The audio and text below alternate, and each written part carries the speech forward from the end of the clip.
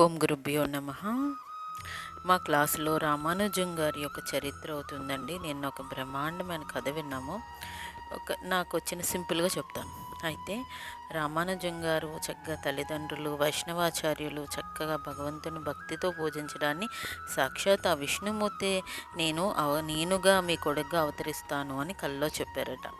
అయితే ఈ తండ్రి గారికి, రామానుజం గారి తండ్రి గారికి కల్లో చెప్పిన తర్వాత ఇంకా ఓ తెల్లవారుజామున వచ్చిన కలలు నెరవేరుతాయని ఎంతో సంభ్రమాశ్చర్యం పడిపోయి వాళ్ళ ఆవిడికి చెప్తే ఇద్దరు కూడా చాలా ఆనందించారట. కొద్ది కాలానికి పిల్లవాడు పుట్టాడు. ఎంతో సౌష్టంగా అందంగా ఉన్నాడు. అయితే ఈ అబ్బాయి ఒక గురుకులంలోని పాఠశాలలో గురువు దగ్గర శిక్షణ పొందుతున్నాడు. అయితే ఆ రాజుగారి యొక్క కూతురికి ఒక బ్రహ్మ రాక్షసి పడుతుందన్నమాట. ఎంతమంది వచ్చినా ఆ బ్రహ్మరాక్షసిని వదలగొట్టలేకపోతున్నారు. కానీ అప్పుడు ఆ బ్రహ్మరాక్షసి చెప్పిందట, నాకు విముక్తి కలగాలంటే ఒక ఊర్లో రామానుజం గారని ఒక చిన్న బాలుడు ఉన్నాడు, 12 సంవత్సరాలైన బాలుడు ఉన్నాడు. ఆ అబ్బాయిని తీసుకొచ్చి ఆ అబ్బాయికి నాకు కానీ నా సహస్రం మీద తల మీద కానీ కాళ్ళు పడితే నేను వదిలేస్తాను అని.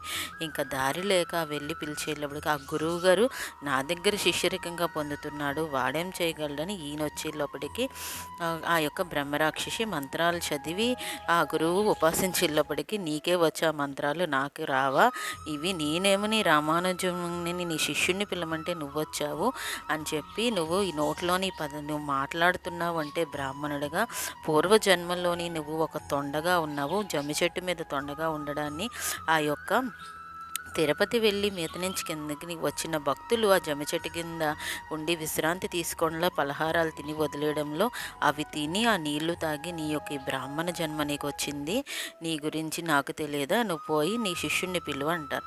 ఆయన్ని వెళ్ళిపోతాడు. వెళ్ళిపోయి శిష్యుడు అనుకుంటాడు, గురువారి వల్లనే కాలేదు, నేనే ఎక్కడ చేయగలను అని వచ్చి కాలు కడుక్కొని వచ్చి ఆ స్వామికి సహస్రంగా దండం పెట్టి శ్రీమన్నారాయణకి ఈ పాదాలు ఆ యొక్క అమ్మాయి తల మీద పెట్టగానే ఒక్క గుగ్గురుపాటులాగా మొత్తం కలిగి ఆ బ్రహ్మరాక్షసి బయటకు వచ్చి పూర్తి మంత్ర ఉచ్చరణలతో స్వామికి నివేదన చేసినట్టు ఈ అబ్బాయి కూడా బాగా చక్కగా పలికి ఈ యొక్క దండం పెట్టి ఆ యొక్క జన్మకు విముక్తి చేసావు స్వామి అని అక్కడి నుంచి వెళ్ళిపోతుందంట. ఇంకా ఆ యొక్క రాజ్యసభ అంతా ఇంకా హర్షధ్వానాలు ద్వారా ఇంకా మారుమోగిపోయిందట. రాజ్యం అంతా అన్నమాట.